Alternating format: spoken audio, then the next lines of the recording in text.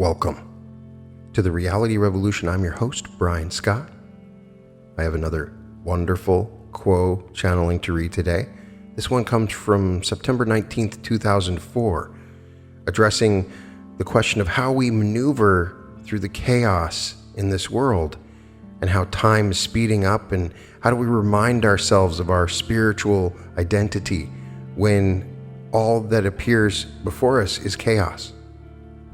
Quo is a group of higher density, advanced beings from a variety of different places and dimensions that have come together and channel through a group called LL Research, which you can find at llresearch.org.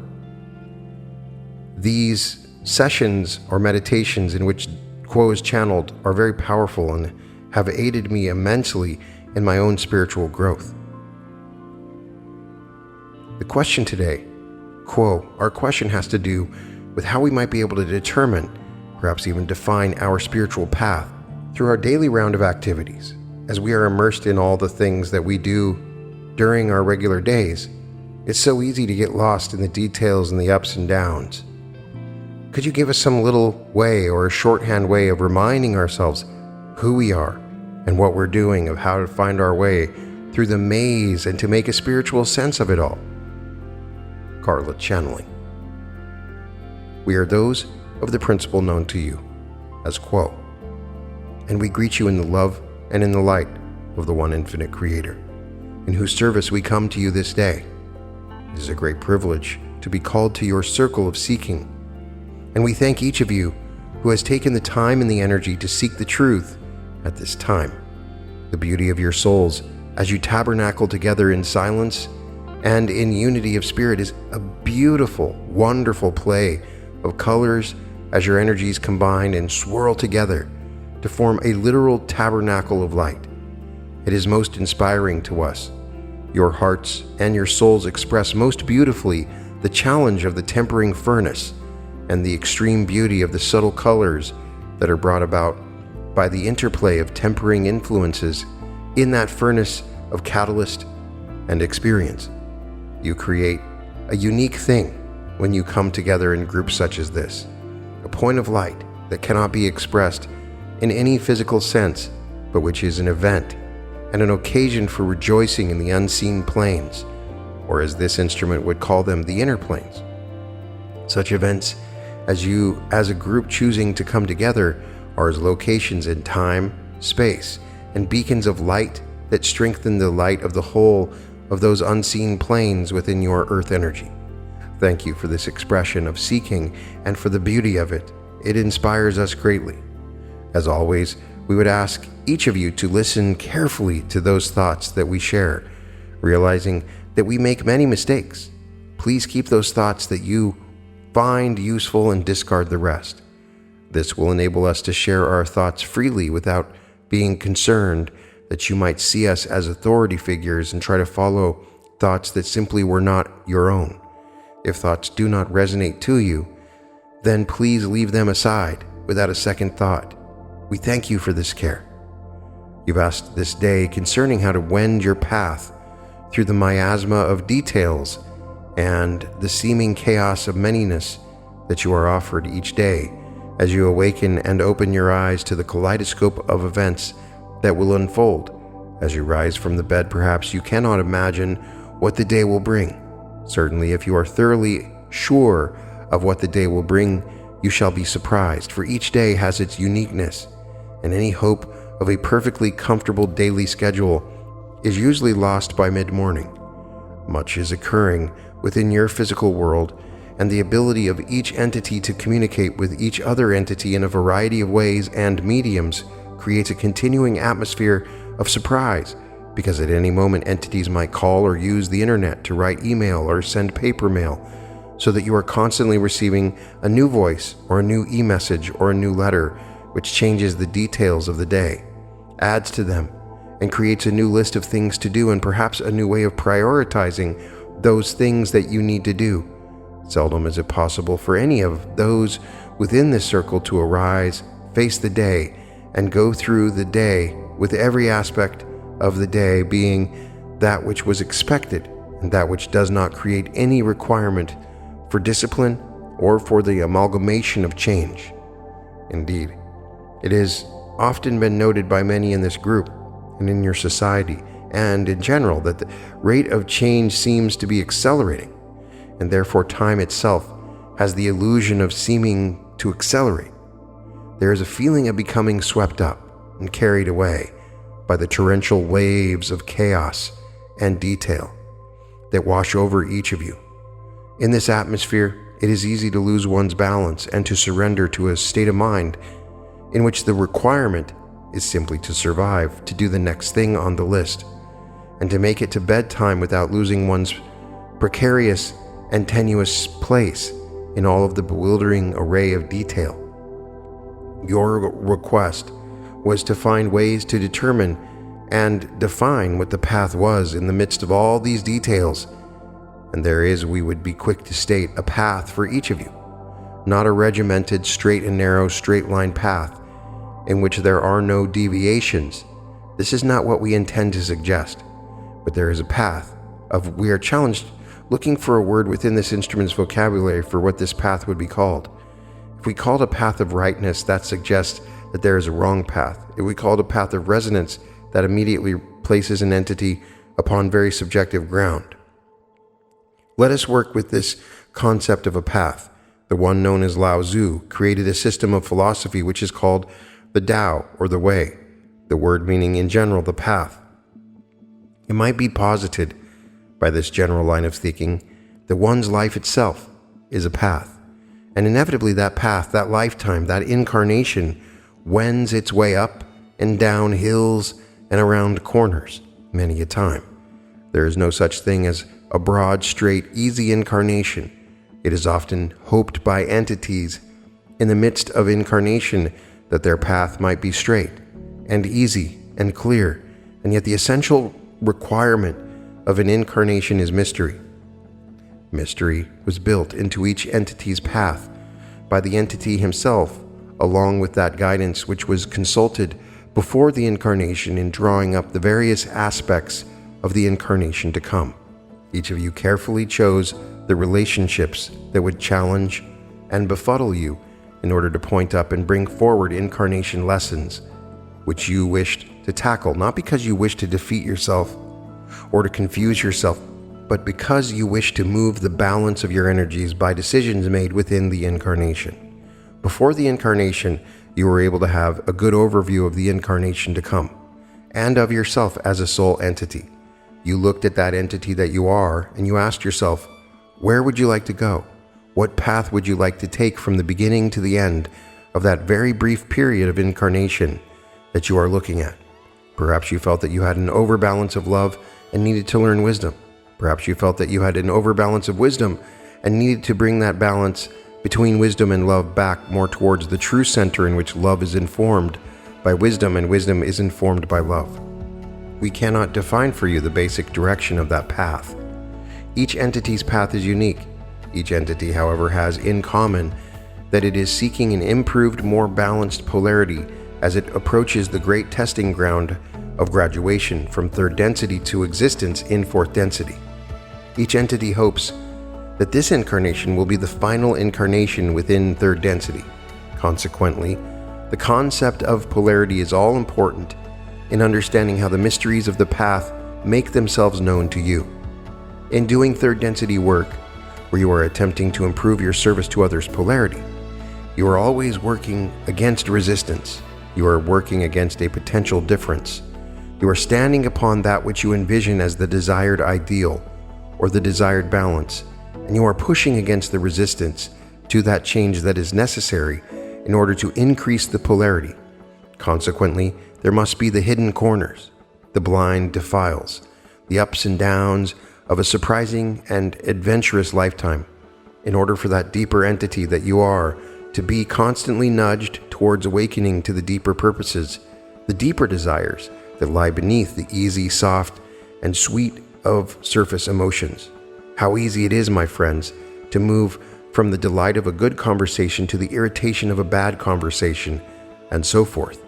And how difficult it is sometimes to see through the surface details to the issues that are half written and half revealed by the surface emotions, surface occasion, and surface reaction. Yet those surface expressions are as the foam upon the top of the waters. They have no substance. They have no longevity. They have no reality, yet because they recur with such steady regularity over the course of the waves of the day, it is easy to become fixated upon watching them and surfing in them, to the exclusion of doing that work which deepens the requirements upon the self, which pulls the self into the more mysterious precincts of the deeper waters of the path. So it is, indeed, a very good question that you ask in terms of how to find little ways to jog the memory, to create for the self a self-sustaining system of little alarm clocks that reawaken the memory of who you are and why you are here. This instrument was conversing with the one known as Jay the other day concerning football, and in particular the comment of a football analyst that pressure is needed sometimes to change coal into the diamond that sparks the light. The pressures of daily life are not random or unexpected. They are blessed and very much expected and anticipated, not by the conscious self, but by the entity that you are beneath the conscious mind. For your consciousness is connected with all of eternity and is infinite, being part of the creative principle. As part of that creative principle, you have a far different schedule or calendar for your life than you as an egoic being with a personality shell might create from day to day.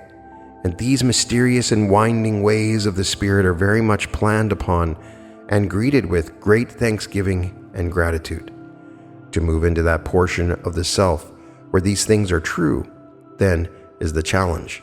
And this instrument was saying to the one known as Jay that indeed it is interesting to reflect upon the difference between coal and the diamond in terms of emotions. For if the reaction of emotional nature to incoming catalyst is that of the coal, it will have generated heat, whereas if one's reaction to the incoming catalyst has the emotive qualities of the diamond, it will reflect and refract light. One quick way to determine where you are as a person with respect to the catalyst of the day is to evaluate your emotional set. Has it generated heat, or has it generated light? Have the emotions of the self been fiery and bright and sharp, or has it been that emotional set which is as the diamond in taking the incoming catalyst and being with it in such a way that light is refracted through you from the catalyst to express light, color, beauty, and those ineffable qualities that are part of a system of color and light. As the one known as T was saying earlier, the effort that this entity is making at this time is to decrease the heat and to increase the light that is produced in the soul's response to catalyst. When the self experience heat, that in and of itself may be a good marker for activating that alarm clock that says, there is work that I need to do on who I am and why I am here. It is difficult sometimes in the midst of a heated reaction to corral the self. The reason for this is that much of the reaction to catalyst that is expressed by an entity is the result of habit. For instance, this entity has a habit of interpreting certain kinds of statements as a rejection of the self. This interpretation is biased in the extreme and has long been realized as such by this entity. Nevertheless, this entity often finds itself in the midst of a reaction to catalyst, which can be seen in an instant evaluation as being that which has generated heat rather than light, that which is a colossal metaphysical mistake. And yet, because the habit began very long ago within this instrument's incarnation, and because it has never completely been eradicated, it takes any opportunity in which it is given free rein, not simply to play for a moment, but to play from beginning to end, as if it were a tape recording that once started must be played through. A good deal of retraining the self in the disciplining of the personality is in identifying and then going after those triggers to those old responses, those old tapes that are so deeply buried within the upper reaches of the subconscious mind. A habit is a beautiful thing when it is working. A habit of diet and exercise have created continued health for many, and certainly habits of healthful thinking are just as excellent. But when a habit has gotten out of control and is no longer useful, it can be a persistent and irritating difficulty which is constantly nudging that soul that you are off of its path and into the side road of useless, outdated response. How to counter these triggers is certainly a tremendous challenge. Mechanically speaking, there are ways to interrupt such tapes, shall we say, from rolling. Identifying the trigger is very helpful, and any work that can be done in honest communication with the self on identifying these triggers and the really deep nature of these triggers would be a good resource for any. But more than that, when the trigger has been pulled and one has only identified that trigger after the fact, it is still possible through the discipline of the personality to halt long enough to say to the self, I am being triggered, and to stop and celebrate the fact that you have realized this and are therefore taking the first step towards the actual eradication of this deeply buried trigger. It is helpful then if you take additional time to laugh at the self, to give the self a hug, and to ask the self if it had the choice of any way of meeting this particular situation, what would be the highest and the best way. If there is a time then for a little more thought and contemplation on seeing the best way, on envisioning the best way, and on perhaps moving forward in expressing this best way, then all of that is a great asset to your seeking. It has taken time to embed this habit. It will take much more time to bring it up, see it for what it is, and allow it to fall away. It must be pulled up into the light of day. It must be appreciated, and it must be loved and accepted as part of you before it can be released. So that which you can do when you find yourself expressing heat instead of light is, if you have the luxury of time, to take that time to interrupt that sequence and to redirect it. Let us return to consideration of the path. The path of Lao Tzu was ever undefined. Breathing in and out was the path. Listening and talking were the path. Doing and being were the path. All things were the path, yet the fact that there is a path in this philosophy suggests that many things are not relevant to that path. And by various stories, the teacher known as Lao Tzu would attempt to describe the way that entities could find their way upon the path. We would suggest that it is impossible to be away from the path.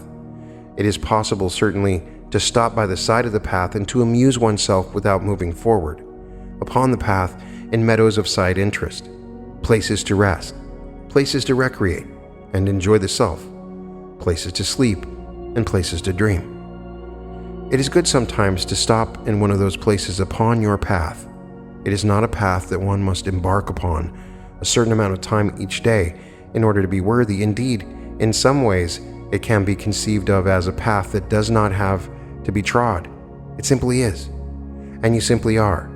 But the desire of anyone within a time-bound incarnation is to measure things by achievement, and so inevitably that path is modeled as a path through space and time going somewhere. Try to remember that there are aspects of your path that never go anywhere, that you are always, if you choose to, able to operate from the very center of your being, having nowhere to go, know what to do, know when to do it, but simply being as you are, existing in essence and in truth. That is the heart of your path. Who you are is the essence of that path, and what you are attempting to do as you wend your way through these mysterious turnings is not to do more, but to do anything that you do with more truth. Have you experienced entities that when you met them were within their integrity in a tremendously powerful way? Perhaps they did not even have to speak much for you to be able to feel the power of their being. That is the power that lies within each of you, and the way to find that true nature of self is in the work that you do in determining and finding and defining what the path is through your crowded and busy days. It helps in a way that is difficult to define, for you have to have some model within yourself for what that path that you are on is and how it goes. This entity, for instance, being a mystical Christian, tends to model her rule of life and her path on the teachings of the one known as Jesus. And like all paths and all models of paths, this model and this path has obvious flaws. The one known as Jesus walked the path of the martyr, and while the path of the martyr is to be seen in the case of the one known as Jesus, as an appropriate and a loving path, yet still it is not obvious from the surface of the story of the one known as Jesus that this entity was at all responsible or conservative in walking that path that eventually led towards a cross on a hilltop near Jerusalem. As this entity stretched its arms out upon that cross, it lost all ability to serve within this density. That is the difficulty of the bias of the path of a martyr. And so this entity must constantly ask itself where the appropriate balance is between service to others and martyrdom. Others following other paths must look at the biases that are connected with the model and that path, and then ask the self what the issues are as one attempts to follow the way of a hero or an avatar.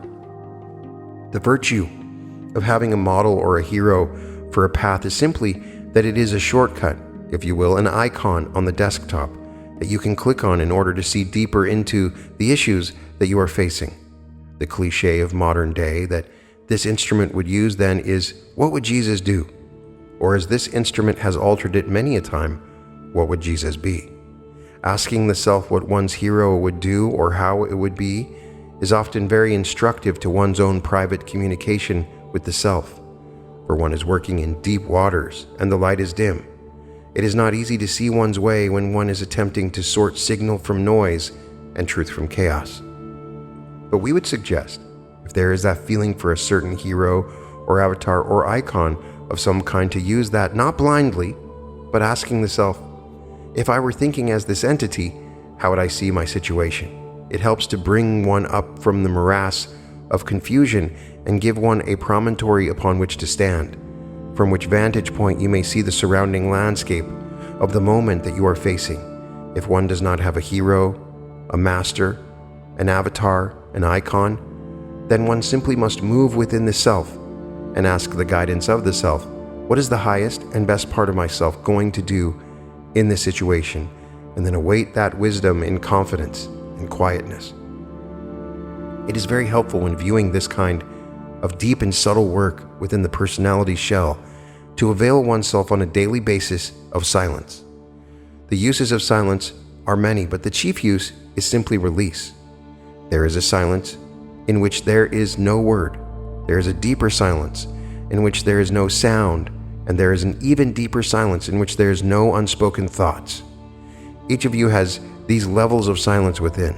It is extremely helpful to the decompression of the stress of your daily life to release the self from words, from sounds, and from your own unspoken, but certainly multitudinous thoughts. If you do not, they are the taskmasters that have taken over your precious consciousness. Certainly they must have their origin. One must deal with words each day. One dwells within a welter of sound, and even as this instrument sits within this chair, she is able to hear several different sounds that are expressive of the household working: the buzzing of the sound system, the buzzing of the air purifier, the computer system, and the refrigerator, and the sound that indicates that the fans and the heating elements of the house are working. Without this network of tiny sounds, the civilization factor would cease to exist, and there would be no aids to comfort. The food would spoil, the house would become chilly or heated depending upon the weather, and so forth. So all of these subliminally heard tones are useful and helpful, and certainly not of negative value. Yet taken all together, they create a body tension that cannot be ignored. It is a wonderful thing, my friends, to lift oneself away from civilization, from words, from sounds, and from your own spoken thoughts as well. If you're able to do this by gazing at a candle in meditation of the Eastern type, we encourage it. If your way is a prayer and meditation in a more Christian sense, we encourage it. If your way is a solitary walk in nature, we encourage them. What we encourage is you take the time for yourself to give yourself the healing balm of silence. How blessed a thing that is. It is so alien to your culture that in many cases entities are left feeling very uncomfortable if there is true silence, and they will deliberately turn on the television or the radio or the sound system to banish that silence and to bring in the more desired energies of song or speech or drama.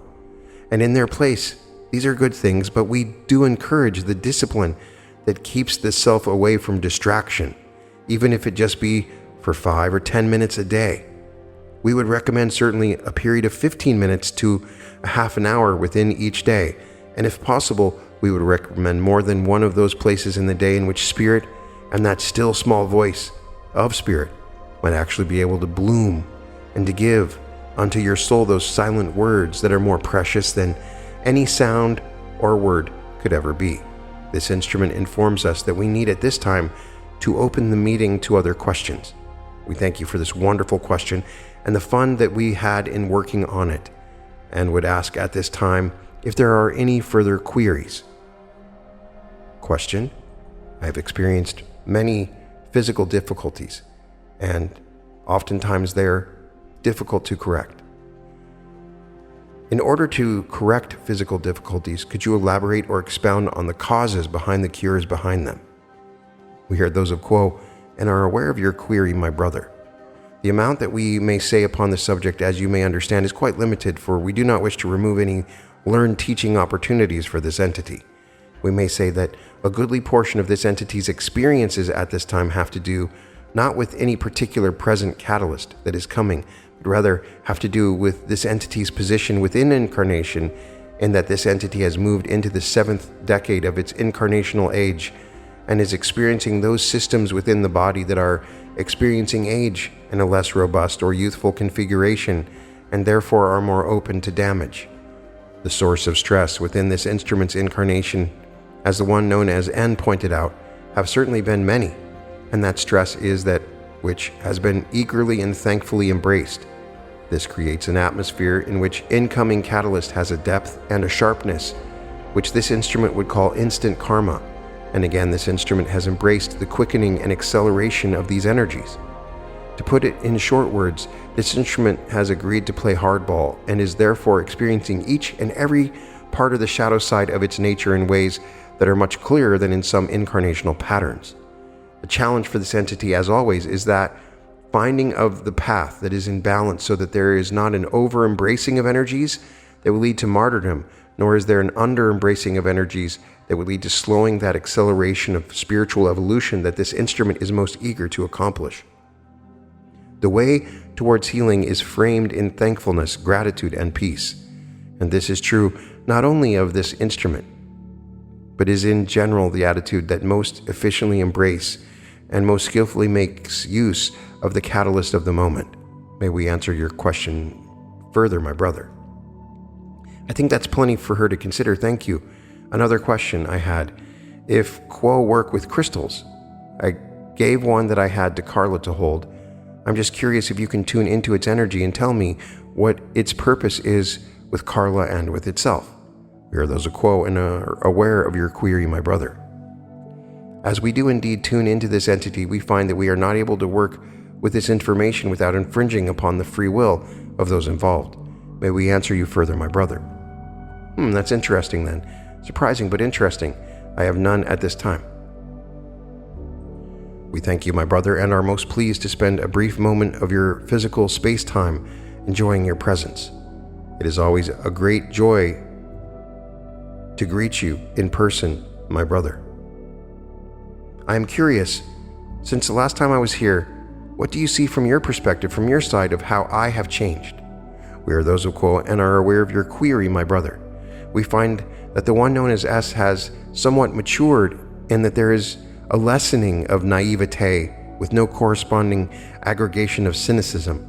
We find that in greeting change, the maturing or evolving entity will accept becoming more complex, whereas the entity that is attempting to avoid the maturation process will attempt to retain simplicity, and in the resulting conflicts find itself becoming more and more bitter. It is that for which we would offer congratulations to the one known as S, that this entity has worked to deepen and to allow complexity within the self, without the corresponding tendency toward bitterness. May we answer you further, my brother? No, I appreciate that thought, and for what it's worth, for all I've been and am becoming, I do want to express my love and gratitude because you are and have been a part of that, and I just give you my love and appreciation. We are those of Quo, and my brother, we return your sentiments most heartily. Is there a further query at this time? Not for me. I have a question, Quo. concerning catalyst expressed in the physical body as a cancer. I remember reading some explanation of it in the Law of One book. I wanted to ask whether this cancer is in all cases the result of unprocessed catalyst and anger that expresses in the physical body as a growth of cells. We are those who quote and are aware of your query, my brother. The query itself is difficult to get hold of because there are so many different kinds of anger. Some of them are obvious and some of them are very difficult to pin down and are almost a portion of the personality shell rather than being connected to certain situations or catalysts. Can I refocus the query? We are those who quote and would be delighted for you to do so, my brother. Let's speak about an incarnation where an entity is offered catalyst of various kinds and finds an anger. I cannot describe the anger in more detail because it is a query that is partly hypothetical. But would it be correct to say that the cancer would be the result of an unprocessed anger within that one's incarnation, discounting the effects of the previous one? We are those who quote and are aware of your query, my brother. That query is easier to answer, and we thank you for the change. That which you call disease, of which cancer is a kind, is literally uneasiness within the physical body. It is disease. It is a moving away from the stasis of perfect balance in the body system. At heart, such disease is only partially physical. A large part of disease resides within the mind and perceptions of that mind. When entities perceive disharmony in a way that is telling, it makes a mark upon the mind. That perception creates an actual change in each cell of the body. It creates an atmosphere in which any incoming agent of disease will be recognized more readily and grabbed onto by each cell of the body more readily. Conversely, when an entity begins to perceive that apparent disharmony has no reality and is therefore able to begin to change its perceptions, that lack of triggering of the perception of disharmony again communicates itself to every cell of the body, and therefore, when the agent of disease sends its signal to each cell, the antennas of that cell do not reach out and grab the catalyst of disharmony because it perceives that there is no disharmony. Therefore, when one is working to lessen the impact of a perceived disease within the body, a part of the working has to do with changing the perceptions that gave rise to a feeling of disharmony. May we answer you further, my brother. With enough talent and focus, each entity is able to find its disharmony within itself then? We are those who quote. That is correct, my brother. In general, certainly it is a short discussion of sometimes quite protracted process for each feeling entity. May we answer you further, my brother. In dealing with this catalyst, when one is able to bring love and acceptance to the process, is it part of the lessening of the overactivity of the antennas that you have mentioned? We are those who quote, and this is correct, my brother. The perception is prior to physical reality, and this may be seen, for instance, by the entity that is under hypnosis and is able to walk upon coals without having burned feet, or to be stabbed by a needle without feeling pain or bleeding. The body is the creature of the mind. May we answer you further, my brother. No quote. That was good. I wanted to make it somewhat general rather than crossing over the threshold of personal data. We are those who quote and applaud your discretion, my brother. It is very good to speak with you. Is there a final query? At this time. Not a question, but an invitation, half seriously. If you'd be interested to hang around and stay a while and eat cookies afterwards, we would be delighted. We are those who quo, and my brother, we must confess that we always stay for the tea and the cookies. Our hearts are full as we give our leave of you. It is such a blessing to be with you. We leave you in the love and in the light of the one infinite Creator, Adonai. And so with this beautiful channeling, we get an idea how to maneuver through the chaos that we exist within. Every day you open up your phone, you hear the news, you have family members around you and TV and all kinds of different information bombarding you. And how can we not get caught up in this dense environment? Well, they give us some different ideas and techniques here. We are processing catalyst, and we are learning about this catalyst, and pre-incarnatively we've set up our own life's journey and path so that we will encounter certain kinds of catalyst, and it is our goal to overcome it. So for instance, as explained here, if you're somebody that gets super angry and when it starts you can't stop, when it kicks in, your face turns red, you yell and you scream, your heart races, and it lasts for hours. This is a pattern within you, or as they use as a metaphor, like a tape that you push play and you have to listen to it all the way through until the end. And there are these tapes or patterns within you that you must learn about. And you can learn about those by knowing what triggered it. If you had some event where your emotions got out of hand or something terrible happened or your reactions were wrong, go back and analyze that in meditation. Briefly, just look at the experience. Was there something that triggered you? And just by understanding the triggering, you can start to minimize its effects and you can respond differently in the future.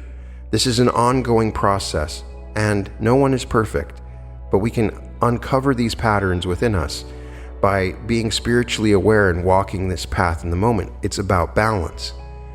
Everybody has a right way and a wrong way to maneuver on this path, but we can overcome the chaos of the day by continually reminding ourselves when these things come up, that we use that as a reminder that we are much more than this little experience where we're super angry about something somebody said. Maybe somebody says a phrase on social media and you get really angry about it. And then you play it out all the way to the end. You're angry, you're resentful, and it plays all the way out. You get sick later, or you have this thing come up and you just respond in a different way. You don't let the tape play out. You don't let the program move forward. You learn your triggers and you overcome them. And this is the catalyst that we're bringing in. When we learn this, that we get these bursts of extra energy that we're putting towards this catalyst that can limit us. It's very powerful and it's an ongoing process. And now that I understand that that is what's happening in third density, I see it all the time. I see the mistakes I've made in the past, and I am changing my programs. And I believe together, through teachings like this, through my episodes, we are together removing these patterns and programs towards a purity and light. I'm sending all my love to everyone that's listening, and it's always there. And I am incredibly grateful that you've spent this time with me and listening to these words. I'm honored to be able to read these wonderful words with permission from LL Research. Check out llresearch.org for further channelings. You can find all episodes of The Reality Revolution at therealityrevolution.com. Please put a like on this video, put a comment. That's how my videos are recognized by the algorithm. I'd love it if you checked out my art. You can find it at www.newearth.art. We have hundreds of new paintings coming, lots of new originals. We've just sold our first 1,500 paintings, and we're super excited about that. And welcome to the Reality Revolution.